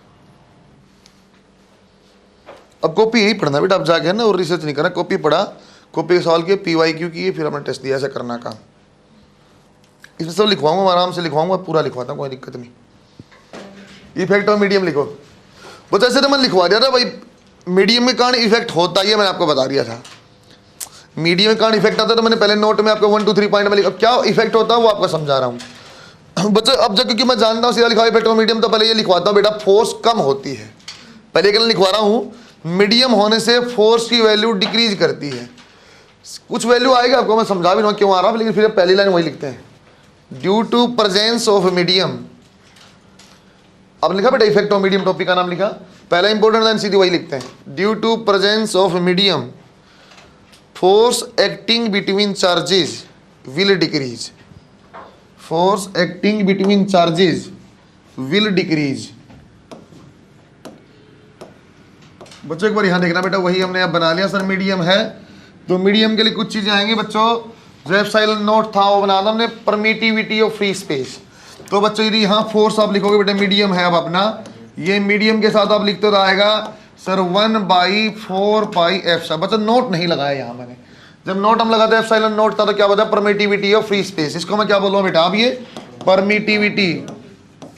Permittivity of medium. बच्चों ये मीडियम की है, परमिटिविटी का मतलब होता है बच्चों resistance of medium to flow of electrons, flow of charge में लिखना बेटा इलेक्ट्रॉन की बजाय। बच्चों पहली बात ये पता चला परमिटिविटी का मतलब क्या होता है, जैसे इनर्शिया टाइप की चीज होती है, उसको फ्लो करने से कितना रेजिस्ट करती है, चला पाएगा आराम से, तो जिसका परमिटिविटी कम मतलब आराम से, जबकि परमिटिविटी ज्यादा मतलब अच्छे से परमिट किया और चल रहा चार्ज। और ये आपका एज इट इज बेटा Q1 Q2 divide by R पे है। बच्चों एक टर्म यहाँ अलग से डिफाइन कर लेते हैं बेटा, उसको बोलते हैं एप्सिलॉन R, इसको बोलते हैं बेटा रिलेटिव परमिटिविटी, रिलेटिव परमिटिविटी। ये होता है बेटा आपका कैसा बन जाएगा देखना एक बार, epsilon divide by epsilon nought, ये मीडियम डिवाइड बाई आपका बोला था बेटा वैक्यूम या फ्री स्पेस बोलते थे, तो बताइए यहाँ एप्सिलॉन की वैल्यू क्या है, एप्सिलॉन R, और ये आ जाए बेटा इस टाइप से। दोबारा रिप्लेस करता हूँ तो एफ ऑफ मीडियम क्या बन जाएगा सर 1/4π एप्सिलॉन, और ये R एज इट इज, ये आ गया बेटा Q1 Q2 divide by r square. बच्चों ऐसा लिख देता हूं बेटा, सर मीडियम के कारण जो फोर्स आपकी बनेगी, तो पहले वाली चीजें जो एज इट इज हैं, ये वाला पूरा का पूरा बच्चों वही वैल्यू है, तो आपका बन जाएगा सर फोर्स जो वैक्यूम में थी और डिवाइड बाई ई आर। बच्चों ई आर को बाद में डाइलेक्ट्रिक कांस्टेंट बोलने लग जाएंगे हम थोड़ी देर बाद, जब कैपेसिटर में हम जाएंगे। बच्चों ई आर की जो वैल्यू होती है बेटा, that is always greater than 1। बच्चों ई आर जो 1 होता है बेटा, वो वैक्यूम के लिए, फ्री स्पेस के लिए होता है, और ई आर की वैल्यू होती है बेटा इनफाइनाइट, वो आपकी होती है कंडक्टर के लिए। इन बिटवीन ही सारी वैल्यू है, इसलिए बच्चों हमने बोला ये ग्रेटर देन 1 है, तो मीडियम की वैल्यू हमेशा क्या होगी, कम होगी वैक्यूम से। कारण क्या होता है, कारण होता है बेटा जब भी मीडियम आएगा तो हम ये मानते हैं बेटा पोलराइज हो जाएगा। जो भी आपका मीडियम होगा तो ये आपका जो चार्ज में पोलराइज हो जाएगा। पोलराइज हो जाएगा इसका मतलब कैसा, पोलराइज हो जाएगा इसका मतलब कैसा बच्चों, मान लो ये पॉजिटिव चार्ज है और ये भी पॉजिटिव चार्ज है, तो इन दोनों के कारण बच्चा आपस में कैसी बन रही थी, फोर्स रिपल्सन की ऐसी फोर्स बनती। लेकिन बेटा ये आपका पॉजिटिव थी, हाँ जो आपका बीच में मीडियम नहीं, plus minus plus minus plus, क्योंकि पॉजिटिव था तो इस टाइप से बच्चा छोटे छोटे पोलराइजेशन कर लिया। तो इसके कारण जो फोर्स थी वो इस डायरेक्शन में थी वैक्यूम, लेकिन कुछ फोर्स बच्चों ये आप अट्रैक्शन की ऐसे बन जाएगी, इसलिए वैल्यू कुछ कम होती है हमेशा, हमेशा वैल्यू का ही कम। देखो दोबारा सुनो क्या बोला, बीच में मीडियम है बेटा, मीडियम ऐसा मानता है सर कुछ भी आप ले लो बीच में। देखो मैंने कंडक्टर तक की बात कर लिया, इनफाइनाइट आ गया, या आपका वैक्यूम जी आपका 1 है। कुछ भी मान लो बेटा वाटर आ गया, तो वाटर में क्या बनेगा सर, वहां आयन तो है ही, अरे आयन तो है ही, कोई पॉजिटिव कोई नेगेटिव तो है ही। ऑयल कुछ भी लगा बच्चा, वहां आपका पॉजिटिव नेगेटिव तो होगा ही, प्लस और माइनस है। इसका मतलब क्या करेंगे सर, ये पॉजिटिव चार्ज और ये पॉजिटिव चार्ज, मान लो बेटा कोई भी वैल्यू है 2 कूलम और 2 कूलम, इन दोनों के कारण एक ऐसी रिपल्सिव फोर्स आ गई यहाँ पे 100 न्यूटन ऐसी, सही है। फ्री वैक्यूम होता तो यही आंसर होता, लेकिन मैं बोलता मीडियम होने के कारण क्या होगा, मैं बोलता बेटा मैं खुद एक पॉजिटिव चार्ज था, साथ में भी जहां लिक्विड मेरे पानी है, मैं खुद पॉजिटिव था, तो आपने भी पढ़ा बेटा पॉजिटिव अपने पास पास नेगेटिव को इकट्ठा करने लग जाता है। तो इसने क्या किया, आसपास के मीडियम को पोलराइज कर लिया बेटा, पूरे मीडियम को नहीं कर अपने पास वाले को। तो मेरे पास एक नेगेटिव चार्ज, यहाँ नेगेटिव, नेगेटिव साइड पॉजिटिव, देखो छोटा सा डिब्बा सा बना बेटा, बी न्यूट्रल है, पहले भी मीडियम न्यूट्रल था, लेकिन ये माइनस और ये प्लस हो गया। अब और सब छोड़ दो, इस प्लस चार्ज पे इस माइनस के कारण कैसा फोर्स आएगा, अट्रैक्शन, ये इसकी तरफ जाएगा। पहले क्या था बेटा 100 न्यूटन, चाहिए वैल्यू जाए बेटा 1 न्यूटन, तो लेकिन फोर्स क्या हो जाएगी 99, ये 100 और ये 1, सही है क्या। अपने पास वाली मीडियम को पोलराइज करने के कारण सर जैसे ही भी फोर्स हो उसके अपोजिट, मान लो सर ये नेगेटिव, बच्चा कैसे सोचता है, बच्चा ऐसे सोचता है सर ये तो मास्टर ने बता दिया प्लस चार्ज का, सर ये पहले ही ये प्लस और ये माइनस होता, तो बेटा ये आपका माइनस, तो अट्रैक्शन होती है ऐसी 100 न्यूटन होता, ऐसा 100 न्यूटन होता। फिर ये पोलराइज कैसे करता है, नेगेटिव होता है, ये प्लस प्लस, फिर बेटा आपका क्या होता है, ये आपका माइनस प्लस, तो उल्टी डायरेक्शन में करता, तो ये 100 था ये 1, समझे क्या। डायरेक्शन में मुझे कोई फर्क नहीं पड़ता, मुझे क्या पता वैल्यू कम होती है, क्यों होती है सर, आपकी ई की वैल्यू हमेशा ई आर की वैल्यू ग्रेटर देन 1 है। बनाओ शाबाश, एक लाइन और लिख लो, value of force between 2 charges will decrease due to polarisation of, value of force between 2 charges will decrease due to polarisation of medium, due to polarisation of medium nearby charge. पूरे medium को plus minus नहीं कर सकता, but इतनी हिम्मत नहीं ना पता हमें मीडियम कितना बड़ा है। Due to polarisation of medium nearby charge, बनाओ शाबाश। सब ये इसको और अच्छे से लिखता हूँ, हाउ इजी ऐसे लिखता हूँ, ये बता रहा how easy is flow of charge, ऐसे लिखते सीधा, इसकी परमिटिविटी इतनी ज्यादा, चार्ज फ्लो आराम से होगा, ऐसे करते। इसको बहुत तरीके से पीएमटी यूज करती है बेटा, नीट इसको बहुत तरीके से यूज करता है। वैसे बोलता कि पहले तो चार्ज बीच में फोर्स एफ थी और उनके बीच में डिस्टेंस आपकी 10 सेंटीमीटर है, बाद में फोर्स सेम रखनी है, कितनी डिस्टेंस उनके बीच में होनी चाहिए, यदि मीडियम की परमिटिविटी जो दिया हुआ वो आपकी 2 है। इस टाइप से सवाल पूछता रहता है, सवाल में लिखवाता हूँ, अंदाजा लगेगा बात।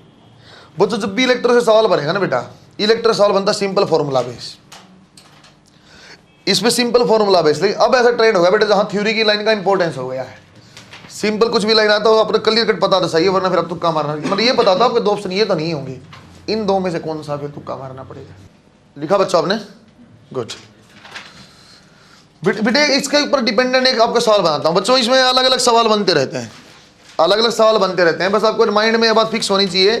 सर जो मीडियम की फोर्स आई थी वो आई थी vacuum divide by relative permittivity, आपको देख बनाओ बेटा ये ई आर, चाहो तो इसके बाद में मैं डाइलेक्ट्रिक कांस्टेंट बोलने लग जाऊं बेटा, फिलहाल इसको ऐसे ही मैं बोल रहा हूं। ई आर रिलेटिव परमिटिविटी है ना, रिलेटिव परमिटिविटी ऑफ मीडियम, ये हमेशा 1 से ज्यादा और बेटा इनफाइनाइट से कम इसी बीच में होगी वैल्यू। एक क्वेश्चन आप लिखते हैं, force acting between two charges, force acting between two charges separated by distance r, छोटा लिखना बेटा, two charges separated by distance small r is capital F, is capital F if these charges taken to a medium, if these charges taken to a medium, बच्चों में आपको relative permittivity बोलो, आप E R लिख लेना वहां ना, taken to a medium having relative permittivity equal to 2, equal to 2 दो, if force acting between charges is same, if force acting between charges is same, find out separation between them, find out separation between them. बच्चों same फोर्स को आप underline करो बेटा, same फोर्स को आप अंडरलाइन करो, find out separation between them. बच्चों नई सेपरेशन क्या होगी, फोर्स आपको सेम रखना है। बच्चों बहुत इजी सा सवाल है बेटा, बहुत तरीके से यूज में चीजों किया जाता है। देखो कैसे सर, पहले जो आपका लगता वैसे लगता सिर्फ एफ की वैल्यू आपके पास आती के Q1 Q2 divide by r square, r की वैल्यू जो भी आपने दिया भी नहीं, आर बोला तो मैंने आर लिया, उसकी वैल्यू एफ है। दोबारा से जब मीडियम में गया ना, जब मीडियम में गया मैंने एफ डैश बोल दिया बेटा, एफ डैश की वैल्यू तो एफ ही है, लेकिन इसमें क्या बोला बेटा, के Q1 Q2 तो चेंज नहीं किया, ये ई आर आ गया। बच्चों ये आर की वैल्यू जो है अपने को नहीं पता, R1 स्क्वायर उसने बोला फोर्स तो सेम रहेगी, फोर्स आपकी सेम रहेगी, आप तो आर बताओ क्या आएगा, नया आर क्या है, कोई दिक्कत नहीं। हम क्या कर सकते हैं बच्चों, एफ की वैल्यू रिप्लेस कर दो, के Q1 Q2 divide by r square, और ये क्या बेटा, के Q1 Q2 डिवाइड बाई ये कितना बेटा 2, और ये कितना बेटा R1 स्क्वायर। सही लिखा गया सर, सेम चीज को कैंसिल कर दो सर, R1 आपका यहाँ चला जाएगा और ये आ जाएगा बेटा R डिवाइड बाई √2। बच्चों सीधा सीधा रिजल्ट भी बन जाता है, जब भी आपको R डैश पूछेगा, if force is same, force आपकी सेम है, तो बेटे आता है आपका initial divide by relative permittivity under the root. सही है क्या, ये सीधा पूछा जा सकता है बच्चों। बना बच्चों आपने प्रिंसिपल ऑफ सुपरपोजिशन, 2 दिन में आपका सही। आपको बेटा मेरा ऐसा रहता है, जब आप नए बच्चे जो 5-10 सुना अच्छे से, मैं ऐसे करता हूँ, समझाता आराम से, लिखाता फटाफट हूँ, तो लिखने का आपको स्पीड थोड़ी सी बनानी है, समझने में आप 4 बार मुझसे बीच में पूछ लो, उसमें कोई दिक्कत नहीं है ना, अपने को समझना जरूरी है। ये लेक्चर भी और ये नोट्स भी मैं साथ में अपलोड करता हूँ ऐप पे, आपको वहाँ मिल जाए, लेकिन कुछ इंपॉर्टेंट थ्योरी जो लिखवाता हूँ वो नहीं मिलता वहाँ। प्रिंसिपल ऑफ सुपरपोजिशन बच्चों ये आपको समझा रहा है मैंने, ग्रेविटेशन में एक बार एक लाइन में लिखवाता हूँ, वहाँ भी आपको समझा रहा है बेटे, यहाँ दोबारा फिर बता रहा हूँ बच्चों। यहाँ जब 2 की बजाय 3, 4, 5 या 10 चार्ज, अलग अलग चार्ज आ जाए बेटा, 2 चार्ज नहीं बहुत सारे चार्ज आ गए, तो फिर क्या फर्क पड़ता है, उनके दूसरे चार्ज के प्रेजेंस के कारण कोई फर्क पड़ता है क्या, नहीं पड़ता है। ऐसी क्या बात है, 2 मिनट बात सुनो पहले बच्चों। यदि मैं बोलता हूँ बेटा, एक अपने पास यहाँ पे Q1 चार्ज है, एक बच्चों Q2 और एक Q3। पहले वैसे बता रहा बच्चों, यदि यहाँ पे आप बोलते हो पहले Q1 और Q2 के बीच में, बच्चों ऐसे ही मान रहा हूँ मैं, फोर्स थी आपके पास F1, Q1 और Q2 के बीच में फोर्स थी F1। मैं नहीं बोल रहा बेटा अट्रैक्शन था कि रिपल्सन था, वो मैं चार्ज के हिसाब से बताऊंगा बच्चों। यदि फोर्स एक्टिंग बिटवीन 2 चार्जेस जो आपके पास F1 है, तीसरा चार्ज बेशक यहाँ आ गया बेटा, मीडियम होता तो फर्क पड़ता हो, तो हमने देख लिया मीडियम का इफेक्ट था। उन्हें बोला सेम आपका उसी में वैक्यूम या फ्री स्पेस में तीसरा चार्ज वहां रखा हुआ है, क्या प्रेजेंस ऑफ थर्ड चार्ज, इनके बीच की जो फोर्स है उसके ऊपर कोई इफेक्ट डालते नहीं। सुपरपोजिशन प्रिंसिपल ये बोलता बेटा, फोर्स एक्टिंग आपका between 2 charges will be same, it will not be affected by presence of any other charge, but क्या इफेक्ट आएगा बेटा सर, इसके और इसके बीच में मान लो बच्चों 10 न्यूटन है, और बच्चों इन 2 के इंडिविजुअल बीच में मान लो बेटा यहाँ पे आपकी 5 न्यूटन है, तो फर्क क्या पड़ जाता है सर इनके बीच में 10 ही रहेगी, इनके बीच में 5 ही रहेगी, एक जगह फर्क पड़ गया। यदि आप बोलते सर इसके ऊपर नेट फोर्स क्या है, तो net force acting on any charge will be vector addition of all forces due to all charges. समझा क्या? दोबारा बता रहा बच्चों, किसी दो चार्ज के बीच में कुछ भी बोल दे, देखो ऐसे ऐसे बकवास करता है, ऐसे बकवास 1 माइक्रोकूलम 1 माइक्रोकूलम, 1 मीटर की दूरी फोर्स बताओ क्या है? हमने निकाल दिया K 1 × 10 पावर माइनस, और ये ऐसा कुछ। आपको क्या किया उसने? उन्हें बोला यहां एक और रखा, अब लो 2 माइक्रोकूलम आधा मीटर पे। अब बताओ इन दो के बीच में क्या फोर्स है? बेटा इन दो के बीच में तो वही फोर्स है, सही है क्या? Presence of other charge. हाँ मैं बोलता सर इसके ऊपर नेट आप निकालो, फिर मैं इसके कारण भी देखता, इसके कारण फिर वेक्टर एडिशन करता, तो वही लाइन लिखवा। देखो बेटा प्रिंसिपल ऑफ सुपरपोजिशन में, force acting between two charges, force acting between two charges will not be affected by presence of any other charge, will not be affected by presence of any other charge, but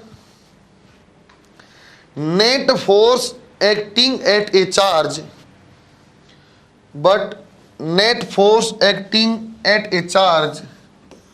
will be vector addition of, vector addition को underline बेटा, will be vector addition of forces due to all charges, vector addition को underline. सामने जो लिखा इसको बनाओ, कुछ धीरे धीरे सवाल का लेवल भी बढ़ाएंगे। Vector addition of forces due to all charges, forces due to all charges. बच्चों वेक्टर का स्टैंडर्ड आपको ऐड करना आता है, दोनों वेक्टर यदि 0 डिग्री पर सीधा F1 + F2 जुड़ जाएगा, सिंपल F और F है तो बेटा 0 डिग्री पे 2F होता है, 60 डिग्री पे √3F होता है, 90 डिग्री पे बच्चों √2F होता है, याद है क्या? 120 डिग्री पे बच्चों सेम F आएगा और 180 पे क्या आ जाएगा? 0। सेम यदि आपके पास फोर्स है तो जैसा एंगल बढ़ता रहता है सर रिजल्टेंट की वैल्यू कम होती रहती है। देखते बेटे एक क्वेश्चन और करके देख, छोटा सा क्वेश्चन और। बच्चों मैं प्लस और माइनस सारे चार्ज लेने लगता हूं, डायरेक्शन निकालेंगे बेटा, जिसके ऊपर आपको फोर्स निकालनी है उसको छोड़ के देखना मोशन कहाँ है, जैसा मोशन होगा बेटा उसी हिसाब से आंसर आएगा। देखो एक बार अच्छे से, यहाँ बेटा एक दो क्वेश्चन मैं करता हूँ, पहला मैं करता हूँ दूसरा आप करना। देखो कैसे बच्चों, एक ऐसा ट्राइंगुलर मैंने बनाया बेटा, ये इक्विलेटरल ट्राइंगल है, इसकी साइड बेटा मैंने बोल दिया आपके पास A साइड है, और यहाँ चार्ज एक रखा हुआ बच्चों यहाँ पे +Q, और यहाँ पे बेटा -Q, और ये भी बच्चा आपका +Q। नाम भी लिख देता हूँ बच्चों इनका मैं, ये आपका A पॉइंट है बेटा, ये आपका B पॉइंट और ये आपका C पॉइंट है। हमें बोला आप बताओ sir net force acting at point A, मुझे A पॉइंट के ऊपर नेट फोर्स एक्टिंग, चलो एक शॉर्ट होगा, B बनाते B पे आप फोर्स देखो बेटा कैसे निकालेंगे। सर B के अलावा कितने आपके अलग अलग हैं सर? 2 चार्ज और रखे हुए हैं, दोनों के कारण इंडिविजुअल फोर्स आप देख लो, उनको वेक्टर आप ऐड कर लो। बच्चा F1 F2 अलग से नहीं लिखना। अब यहाँ डायग्राम पे इक्वेशन करेंगे कैसा? सर B के ऊपर आपको फोर्स निकालनी है, तो B को ऐसे पकड़ा हुआ हमने ऐसे, और बेटा B को हमने क्या किया, एक बार छोड़ दिया, A के कारण देखो कहाँ जाएगा, B का ऐसे पकड़ा हुआ बच्चा, B को छोड़ दो। सर ये नेगेटिव चार्ज, ये पॉजिटिव चार्ज, तो पॉजिटिव चार्ज कहाँ डायरेक्शन इसी तरफ जाएगा, सर ऐसा मोशन होगा, सही है क्या? वही डायरेक्शन, क्या वैल्यू आ जाएगी? KQ² divide by A²। सही लिखा बच्चों मैंने? दोबारा देखो बेटा, सर C के कारण देखो इसको छोड़ दिया, सर ये भी प्लस चार्ज और ये भी प्लस चार्ज, जब छोड़ो क्या हुआ? रिपल्सन, यहाँ जाएगा, इसकी वैल्यू क्या आएगी? KQ² by A। सीधा आंसर बता सकते हो बच्चों। सर यदि इक्विलेटरल ट्राइंगल, ये कितना एंगल होता था? 60, ये कितना बन जाएगा बेटा आपका? 120। 120 क्या आंसर आता था? अरे सही है क्या? इसको बना दिखाऊं आपको? नहीं, F² + F² + 2F² cos 120 degree क्या बनता था बेटा? सर 2F², ये आपका 2F² - 1/2 सोल्व हो गया F आता था, वैसे बनाया मैंने सेम। सही है क्या? बनाओ। सेम क्वेश्चन के सेंटर पे आप निकालना, आप खुद ये आपका प्लस क्यू है सी पे, ये ए है माइनस क्यू, और ये भी आपका प्लस क्यू है। अब यहाँ निकालना बेटा डी पॉइंट के ऊपर, डिस्टेंस मैं बता देता हूँ, बार बार हमने सोल्व भी किया था बेटा, ये e/√3 होती है। बच्चों आपसे वो मैग्नीट्यूड पूछ रहा है, इसलिए सीधा मैंने ऐसे वैल्यू, डायरेक्शन पूछता तब भी कोई दिक्कत नहीं, एंगल बाइसेक्टर पे आ जाती। ये सोल्व करके बेटा उस साइड वाला बनाना, और डिस्टेंस मैंने बता दिया तीनों के लिए सेम है, a/√3। अब x मान लेना, x की वैल्यू बिल्कुल लास्ट में पुट करना है ना, आपको बताना। हाँ कहाँ पॉइंट मार के, और डी के ऊपर, डी के ऊपर चार्ज मान लो प्लस क्यू, डी के ऊपर चार्ज मान लो प्लस क्यू। तो अब 3 चार्ज के कारण फोर्स आएगी, वहाँ डायरेक्शन आप देख लेना अच्छे से बना के। बेटा डिस्टेंस को आप x लिख के रखना, x² लास्ट तक, बारे में x की वैल्यू आप a/√3 पुट करना होगा, क्योंकि आप रूट में उलझ जाओगे ज़्यादा।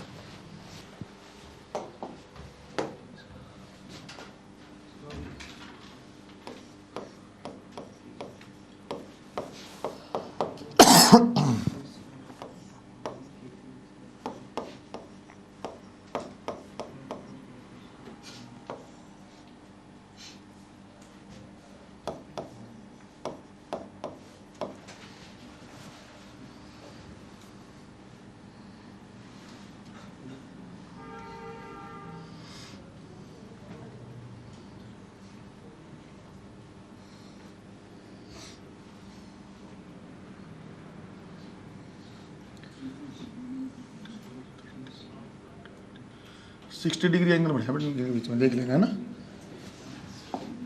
ये 60 बनाया बेटा। देखो ये एंगल बाइसेक्टर 30 है, ये 30 है, कितना 120, सीधी लाइन है, क्या बन जाएगा बेटा, ये एंगल आपका 60 60। तो अब इसका रिजल्टेंट कहाँ आ जाएगा, बिल्कुल बीचों बीच। देखो बेटा दोबारा बना रहा हूँ, ये बन जाएगा आपका k² डिवाइड बाई x², एक बिल्कुल यहाँ बीच में आएगा, कितना √3 k² डिवाइड बाई x²। बस अब आप आंसर जानते हो, a² + b² under the root.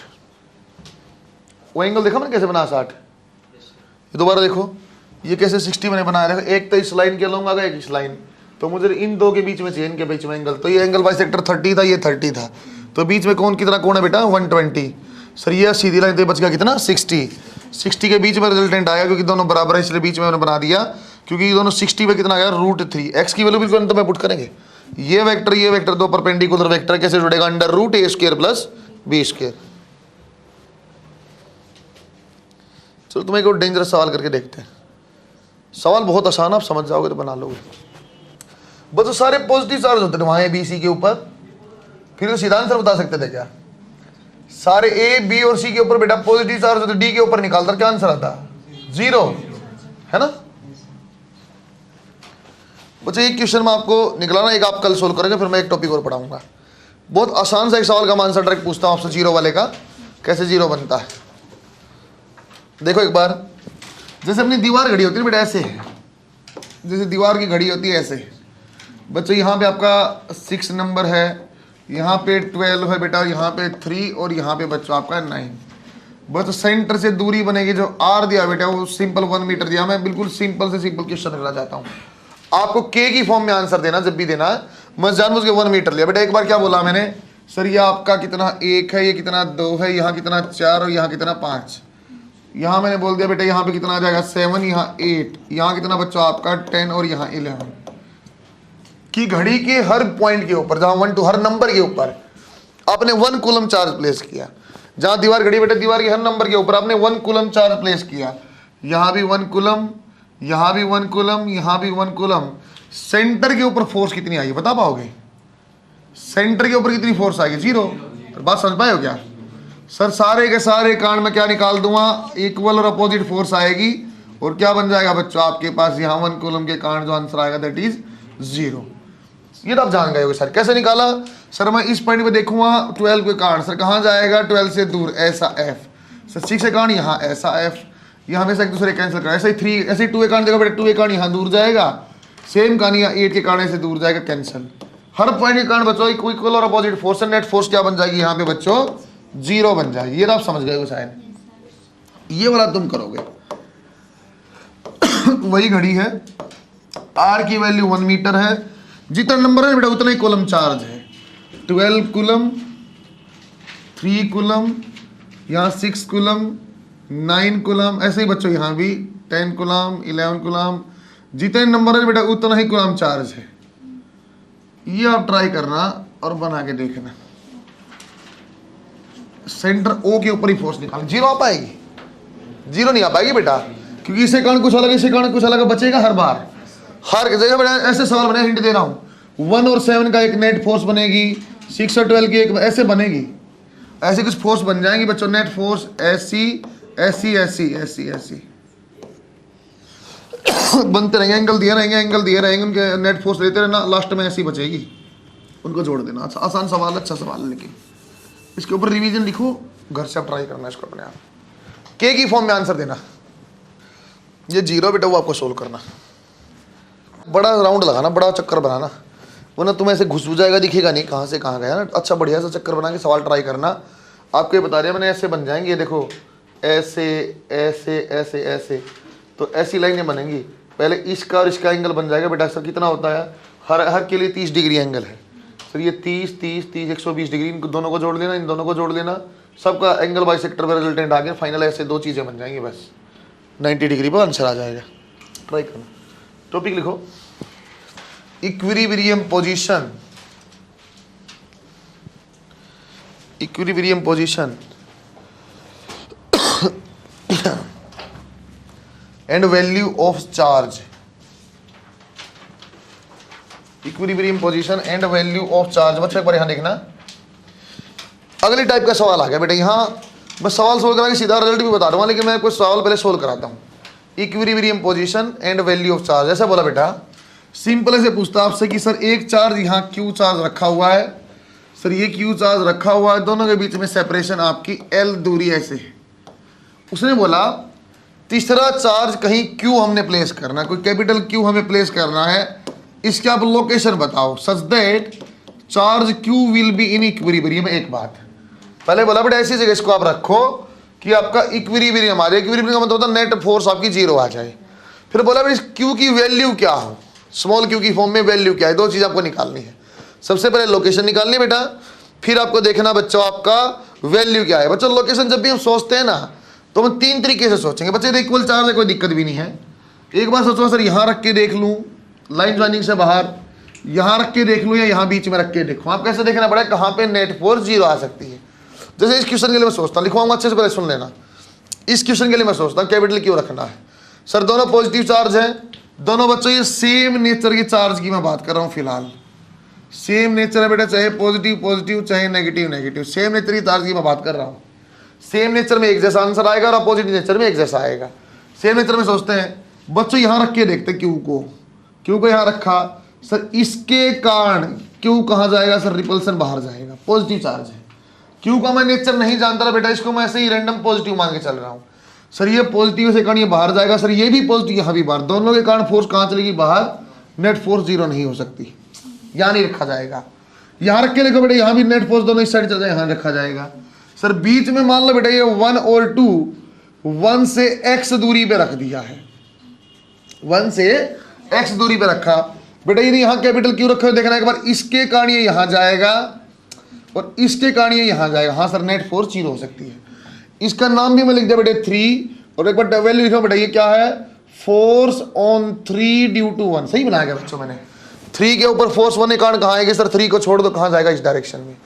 और यहाँ देखना बेटा फोर्स ऑन 3 ड्यू टू 2, सही बात है।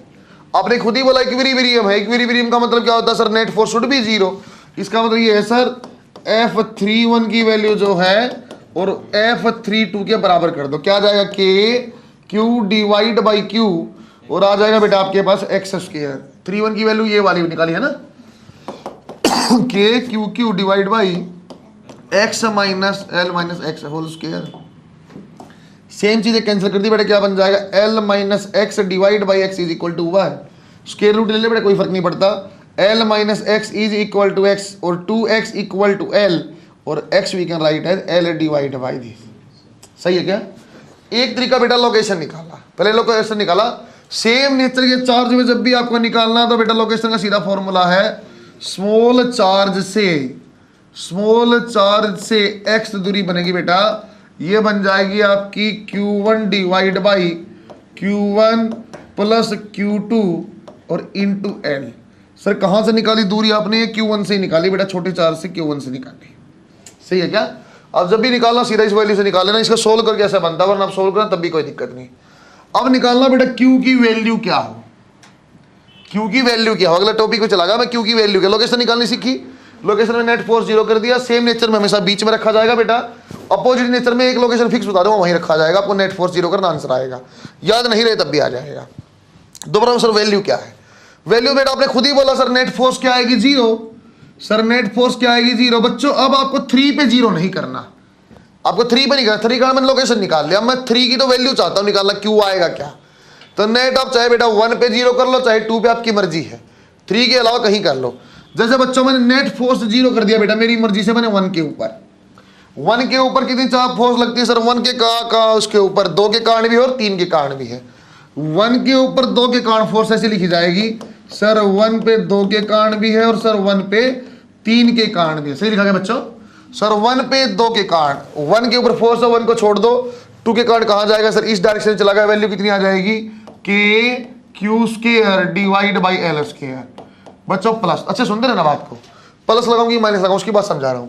सर 1 पे 3 के कारण, सर ये भी आपका क्या है? Positive charge. इसके तक पॉजिटिव मैंने माना, छोड़ेंगे तो कहाँ जाएगा? ये इसी डायरेक्शन में, दोनों सेम डायरेक्शन में गए तो इसलिए मैं प्लस लगा रहा हूं। क्या आ जाएगा? KQ into Q divide by कितना आ जाएगा बेटा? X। और X की वैल्यू मेरे ख्याल से हम निकाल चुके बेटा, L/2 इज इक्वल टू 0। सर ये माइनस भी लग सकता था बीच में बेटा, माइनस जब लग जाता, ये आपका प्लस होता है, कुछ एक अलग माइनस है तब लग जाता। अब मैंने क्या बोला? सेम डायरेक्शन, दोनों इस डायरेक्शन में गए तो इसलिए मैंने प्लस लिया है। अपोजिट जाते किसी एक को मैं नेगेटिव ले लेता, इज इक्वल टू 0। बच्चों सेम चीज को फिर कैंसिल करो बेटा। सर ये K और Q को कैंसिल किया, क्या बन जाएगा देखो एक बार। Sir Q divide by L² minus Q divide by L² into 4। सही बना बेटा? L² कैंसिल, Q की वैल्यू क्या है बेटा? Minus Q divide by 4। और बात समझ में आई आपको? आराम से प्रोसीजर समझा बच्चों। सेम नेचर में हमेशा लाइन ज्वाइनिंग के बीच में कहीं रखा जाएगा। कहां रखा जाएगा? लोकेशन निकालने तरीका भी √Q1, यदि Q1 से आप दूरी निकाल रहे हो, √Q1 divide by √Q1 plus Q2 into length ले लो आप, वरना लोकेशन का झंझट नहीं पालना चाहते, किसी एक से एक्स मान लो, सोल्व कर लो आंसर। जो वैल्यू आप निकालना चाहते हो, वैल्यू जब आप निकालोगे उसके अलावा कहीं भी आप 0 कर दो, फोर्स अपने आप आंसर आ जाएगा। सही है क्या? 2 पार्ट में आ गया। छोटा सा इसमें एक क्वेश्चन की फॉर्म में लिखो, find out location and value of a third charge. Find out location and value of third charge, bracket में capital Q, such that system is in equilibrium. बोलो तीनों चार्ज इक्विलिब्रियम, इसलिए बेटा देखो मैं बाद में 1 को भी इक्विलिब्रियम में ले रहा हूं, नेट फोर्स 0 कर रहा हूं। सच that system is in equilibrium. अब बनाओ बेटा, बस इसको अच्छे से 2 पार्ट में बनाना। एक में लोकेशन निकाली बेटा, एक में मैंने वैल्यू निकाली है। सर आप ये क्यों नहीं बोल रहे कि चार्ज इक्विलिब्रियम? नहीं भाई, चार्ज होता सिर्फ ये मैंने बना दिया था, फिर मैंने इसके 1 के ऊपर कैसे 0 ले पाता? तो आपके हर फोर्स के, आपका हर चार्ज के ऊपर फोर्स क्या आएगी? 0 आएगी। बनाओ शाबाश अच्छे से। सेम नेचर ऊपर मेंशन कर लें बेटा, सेम नेचर। सेम नेचर में कहां रखा जाएगा? Line joining. लिख लो, चलो पॉइंट नंबर 1 बनाओ इसमें। If charges are of same nature, third charge will be on line joining. If charges of are same nature, then third charge will be on line joining both charges.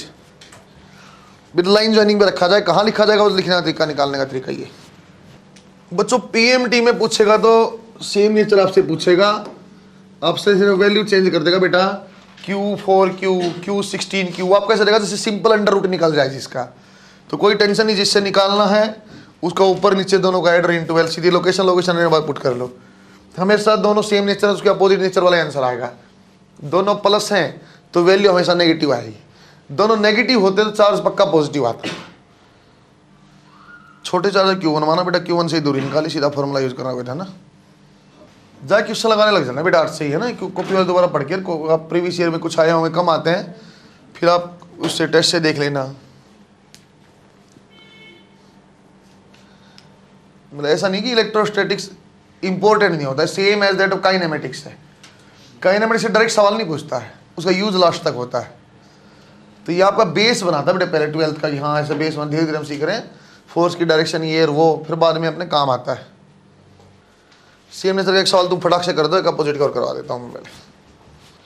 बच्चों पढ़ रखा होगा आपने, ये किया हुआ ना बेटा, बना बच्चों आपने एक इक्वेशन बच्चों, आप इसका सेम नेचर का बना के देख लो आसान सा, फिर एक मैं दूसरी अपोजिट नेचर का बना के दिखाता हूँ आपको अच्छे से। सेम नेचर का एग्जांपल एक और लिख लो सामने नीचे बेटा, इस बार बोल दिया ये Q है, ये आपका 4Q है और ये लाइन आपकी L है। तो मैं कैसे निकालता बच्चों, यहाँ सर छोटे वाले से x मान लो और x की वैल्यू कैसे निकालते रहे सर, अंडर रूट में Q प्लस अंडर रूट में 4Q और इनटू में L। सर रूट Q ऐसा कैसा सर, ये रूट Q और 2 रूट Q आ जाता बेटा आपका root Q divide by 3 root Q into L, answer आता बेटा L बाई 3। सही है क्या?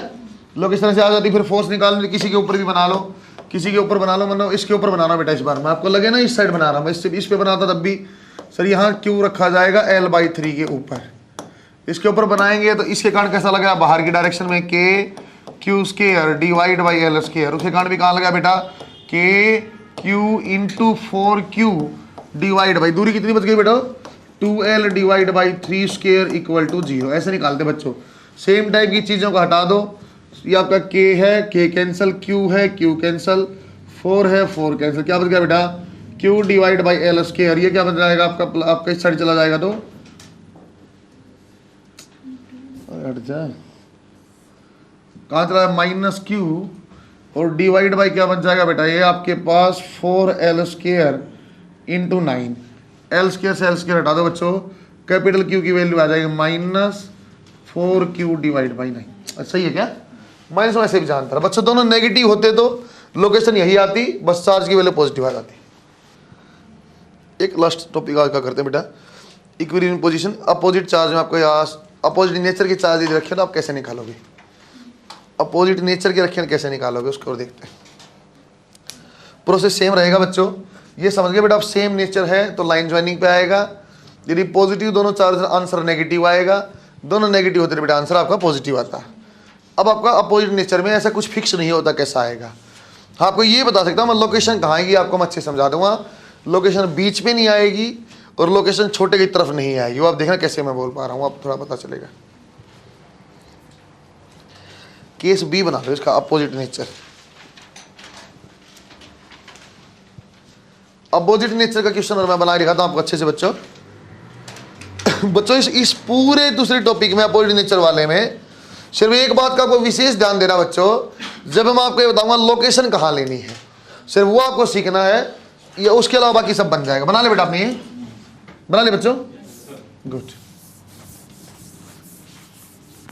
एक बार यहाँ देखो बेटा, अपोजिट नेचर में बच्चों यदि हम बी बोलते हैं सर, अपोजिट नेचर के दो चार्ज रखे हुए हैं बच्चों, मैं जानबूझ के वैल्यू भी सीधा ही Q और 4Q लेता हूँ, Q और Q की बजाय। अपने पास ये बेटा प्लस Q है और ये बच्चों आपका माइनस 4Q है, और बच्चों यहाँ डिस्टेंस जो आपकी है L है, और नाम चाहो तो नाम दे दो बेटा, चलो इसको मैं A बोल देता हूँ, इसको मैं B बोल देता हूँ ऐसा। देखो बच्चों, आपको कैपिटल, आपको लोकेशन निकालनी है, लोकेशन निकालनी है कैपिटल Q की। कैपिटल Q बच्चों मैं अभी तक पॉजिटिव मानता, क्योंकि मैं नहीं जानता प्लस आएगा कि माइनस आएगा, इसका मैं प्लस मानता, सोचता हूँ कहाँ कहाँ रखा जा सकता है बच्चों। तीन ही संभावना नजर आती, सर या तो बीच में रख लो, इस साइड या इस साइड, इसके अलावा कुछ जगह थोड़ी है बच्चों। यदि मैं बीच में रखता बेटा, इसके लिए मैं Q को यहाँ रखता, सोचना एक बार अच्छे से, यहाँ प्लस Q रखा हुआ तो कैसा नेचर होता सर, ये पॉजिटिव, इसके ऊपर कैसी फोर्स लगती है, इसके कारण सर ये ऐसे जाएगा, प्लस x डायरेक्शन, यदि x है तो ये ऐसे जाएगा। सर ये माइनस है, ये प्लस छोड़ के देखो, इसके कारण कहाँ जाए सर, यहीं जाएगा। सर इसके कारण भी फोर्स प्लस x डायरेक्शन में है, बी के कारण भी प्लस x में है, नेट जीरो नहीं हो सकता, ये लाइन ज्वाइनिंग पे नहीं रखा जाए, और कहीं भी आप रख लो। दूसरी संभावना सुनना बच्चों अच्छे से, अब आप थोड़ा अटक जाओगे आप बच्चों। यदि इसको यहाँ रखता हूँ इस डायरेक्शन में, यहाँ Q को मैंने रखा, यहाँ मैंने Q को रखा बेटा, ये पॉजिटिव है, ये पॉजिटिव कहाँ लगेगी, फोर्स एक यहाँ लगेगी, और बच्चों एक इसके कारण कहाँ लगेगी, माइनस ऐसे लगेगी। सुनते रहना बात को। एक बार Q को मैंने यहाँ रखा बेटा, इसको मैं नाम लिख देता हूँ, ये फोर्स जो इस डायरेक्शन में थी बेटा A के कारण थी, और ये बच्चों B के कारण थी। सही है क्या? और यहाँ देखो बच्चों, सर यहाँ देखो, इसके कारण कहाँ आएगी, यहाँ आएगी, B के कारण आएगी, इसके कारण यहाँ आएगी A। सर दिमाग में संचय हो गया सर, दोनों ही जगह नेट फोर्स जीरो हो सकती है। सही बोल रहा हूँ क्या मैं बच्चों? बीच में आएगा नहीं आएगा सर, बच्चे बोले सर यहां भी आ सकता है अपोजिट डायरेक्शन, यहां भी आ सकता है, क्या मैं सही बोल रहा हूं? मैं रॉन्ग बोल रहा हूं? एक बार वैल्यू निकालो कैसे बेटा। एफ ए की वैल्यू क्या थी? के Q Q divide by x square, और ये क्या थी बेटा? के 4q Q divide by L plus x square. दोबारा देखो यहां बी की value 4k Q Q divide by x square, और ये बेटा के Q Q divide by L plus x. बच्चों देखना इनमें से कौन सी चीज असंभव है, इनमें से कौन सी चीज असंभव? देखो बेटा सर के क्यू क्यू इसमें दोनों, इसमें दोनों, इसमें क्या बेटा? ये 4 है और ये क्या बोलता? पहले सिर्फ एक्स और ये एल प्लस, ये पहले सिर्फ 2 स्क्वायर है, बाद में 5 स्क्वायर है। इसमें बच्चों पहले भी 4 टाइम्स और नीचे डिवाइड में भी कम है, तो ये वैल्यू बहुत ज्यादा होगी। ये वैल्यू हमेशा बराबर नहीं, एक्चुअली ज्यादा होगी। अब देखना बच्चों मैं सही बोल रहा हूं क्या? देखना दोबारा, के क्यू क्यू इसको मान लिया 1, के क्यू क्यू इसको मान लिया 1, नीचे एक्स को बोला 2 स्क्वायर, इसको बोला 5 स्क्वायर। अरे पहली बात तो ये एक्स स्क्वायर भी होता ना, तब भी ये वैल्यू ज्यादा थी, 4 टाइम्स थी। अब आप बोल रहे एल प्लस एक्स हो रहे सर, तो बच्चों ये संभावना है ही नहीं। अरे बात समझा क्या? दो बार समझा रहे बेटा मैंने। सेम चीज को जब भी आपको दिक्कत लगे ना, सेम चीज का 1 मान लो बेटा, 1 मान लिया, के क्यू इंटू क्यू का 1 मान लिया। मैं बोलता बेटा मान लो ये भी एक्स स्क्वायर होता, तो क्या होता बच्चों? 4 डिवाइड बाई एक्स स्क्वायर 1 तब भी ये 4 टाइम्स है। उल्टा आप बोलते नीचे और ज्यादा बढ़ा दो, 5 कर दो, तो और भी ज्यादा कम हो गया। सही है क्या? तो बच्चों मेरे ख्याल से संभावना सिर्फ एक नजर आई, कौन सी? सर छोटे चार्ज के साइड में आएगा। बात समझ में आया? लोकेशन पहली बात सर, लोकेशन जब भी आप निकालोगे लाइन ज्वाइनिंग पर नहीं आएगा। एक बात बच्चों, और इसलिए मैंने जो पहला स्टैंडर्ड फार्मूला बनाया था वो आपको जानबूझ के इस फॉर्म में बनाया था, छोटे चार्ज से लिखो। मैं बड़े से बनवा सकता था उसको, क्यों मैंने Q1 लिखा, वहां Q2 लिखता था, मैं बड़े से बन जाता ताकि वो स्टैंडर्डाइज फॉर्मेट में रहे। कहां आएगा सर? ये आएगा हमेशा छोटे चार्ज के पास। ये कहां आएगा बच्चों? छोटे चार्ज के पास। अब मैं सवाल कर सकता हूं सर, आप सोल्व कर लो, के क्यू क्यू कैंसिल कर दो, L plus X divide by this square is equal to 4, under root ले ले बेटा, L plus X divide by L, 2l आ गया बच्चों, इस साइड चला जाएगा, क्या हो जाएगा आपके पास? ये क्या बोला, ऐसा ही क्या?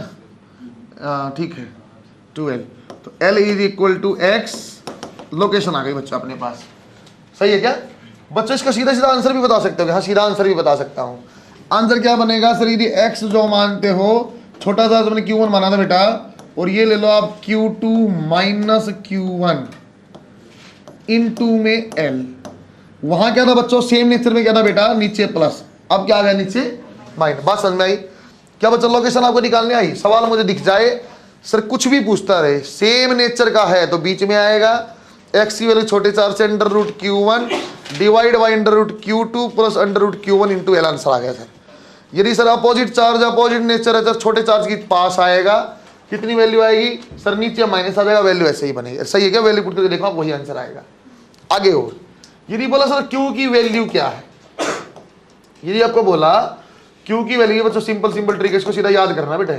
ये लर्न में भी जाएगा, अपोजिट में फ्रंट पेज में जाएगा बच्चे। ये same nature opposite nature, same बीच में आएगा, अपोजिट छोटे के पास बाहर की दिशा में आएगा, ऐसे लिखना। वैल्यू निकालना सर, वैल्यू निकालना मुझे पहले से आता है। वैल्यू कैसे निकालते हैं बेटा? सर इसको तो छोड़ दो, अब इस क्यू को तो छोड़ दो, वैल्यू क्यू की निकालनी है। किसी भी एक पॉइंट के ऊपर नेट फोर्स 0 कर दो। देखना बच्चा अच्छे से बेटा, मैं नेट फोर्स कर दिया ए पॉइंट के ऊपर 0, ए के ऊपर नेट 0 करता हूं। अच्छे सुनते रहना बच्चों बात को। ए के ऊपर नेट मैंने 0 किया, कैसे बनेगा सर? ए पे, ए के ऊपर तो ए को छोड़ दो, इसके कारण पॉजिटिव में मान रहा हूं तक, ए के इसको छोड़ दो, कहां जाएगा सर? ये उल्टी साइड यहां जाएगा, इसके कारण कहां जाएगा सर? यहीं जाएगा। दोनों सेम डायरेक्शन में, मैं क्या कर सकता हूं बच्चों? प्लस लिखा जा सकता है। प्लस लिखता हूं, देखते कैसा सर? के Q into Q divide by x माने एल स्क्वायर। सही बोला बेटा? और ये आपका क्या चला जाएगा? के 4k Q Q divide by आपका कितनी दूरी है बेटा? यहां से भी एल स्क्वायर। सही बनाएगा बच्चों मैंने। इस पॉइंट के लिए यहां कितनी दूरी बच्चों आपकी? एल। ये सोल्व कर रखा, तो इसकी कहां आ गया? इस डायरेक्शन में आ गया, के Q Q divide by L square. Sir ये नेगेटिव चार्ज है, इसके कारण कहां जाएगा सर? ये भी अट्रैक्शन में, सेम डायरेक्शन, इसलिए मैंने क्या किया? प्लस किया। सेम डायरेक्शन इसलिए मैंने क्या किया? प्लस। काट दो, आंसर आ जाएगा सर के क्यू और क्यू कैंसिल कर दो, ये छोटा क्यू प्लस में 4 capital Q equal to 0, Q is equal to -4q, और Q we can write as. सही है क्या? पता नहीं भाई तुम्हें कुछ आ भी रहा कि नहीं आ रहा। कंसेप्ट क्लियर पकड़े हो तुम लोग? बनाओगे देखो, दोबारा एक बार रिपीट करता हूँ थोड़ा सा। सर ये जोड़ क्यों रहे हो, ये समझ रहा है जोड़ क्यों रहा हूँ, क्योंकि दोनों ही सेम डायरेक्शन आ रही बेटा, जोड़ रहा हूँ मैं, वो जोड़ना वेक्टरली था, सेम डायरेक्शन में सेम ही बात है, इसलिए मैं सिंपल जोड़ दिया, उसमें क्या है। ये रट्टा मत मारने सर माइनस आएगा क्या हमेशा, मुझे नहीं पता, इसका नेचर मैंने नहीं बोला हमेशा उल्टा है, माइनस आए कुछ आएगा, ऐसा नहीं बोला है। छोटे चार्ज के उल्टा आएगा मैं बोल सकता हूँ, लेकिन बोल नहीं रहा हूँ। प्लस आए माइनस आए मुझे कोई दिक्कत नहीं, सेम नेचर था उसके हमेशा उल्टा आएगा वाहन सर।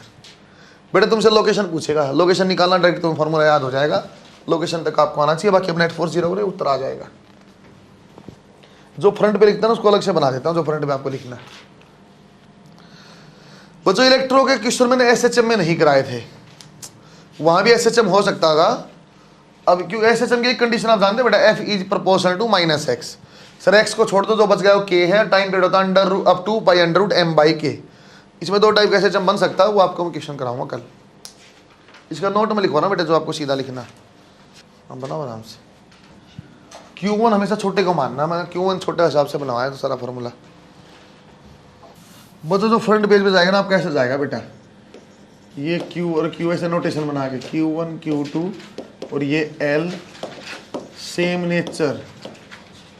नेचर यदि है तो आपका आएगा X कहाँ पे आएगा, ऐसे डायग्राम में बना देना बेटा, X आएगा यहाँ। और मैं एज्यूम करके चलता हूँ बेटा, एज्यूम जो Q1 की वैल्यू हो कम है, Q2 की वैल्यू जो है ज़्यादा, ऐसे मान चल रहा हूँ। तो under root Q1 divide by under root Q2। बच्चों जानबूझ के मैं Q2 को यहाँ भी पहले लिख देता हूँ, मुझे फर्क नहीं पड़ता। ये आ जाएगा X और Q आप हमेशा आएगा अपोजिट, ऐसा Q आएगा अपोजिट किससे, Q1 और Q2 से। यदि बच्चों आप बोलते ये आपका Q1 है, ये नंबर 2 आ जाएगा, ये नंबर 1, ये आपका Q1 है, ये आपका Q2 है, ये आपका L दूरी पे है ऐसा, और ये अपोजिट नेचर के हैं, अपोजिट नेचर है। लेकिन बेटा अब भी अजम्पशन वही है कि आपका Q1 की वैल्यू छोटी है बेटा और Q2 की वैल्यू ज़्यादा है, यही मान के मैं चलता हूँ। तो X कहाँ आएगा, X आएगा ऐसे, X आएगा छोटे की तरफ, गांव में था जो छोटा नाम, ऐसे छोटे की तरफ। और X की वैल्यू क्या आ जाएगी, Q1 अंडर रूट में Q2 minus under root Q1 into L। बच्चे नेचर ऐसे तो मैं बता भी सकता हूँ Q का क्या आएगा, मैं आपको यहाँ क्रॉस कर रहा हूँ बेटा, Q का नेचर नहीं बता, लेकिन एक्चुअली छोटे से उल्टाता है। छोटा जैसा रहेगा ना, छोटा अपना प्लस था तो माइनस आ गया, यहाँ माइनस होता नहीं, ऐसे होता है माइनस Q और प्लस का 4Q होता है, तो उत्तर आपका पॉजिटिव आता है। लेकिन फिर भी अब से कांट से वाला कह रहा हूँ मैं, तो ये अब बना लो यहाँ तक।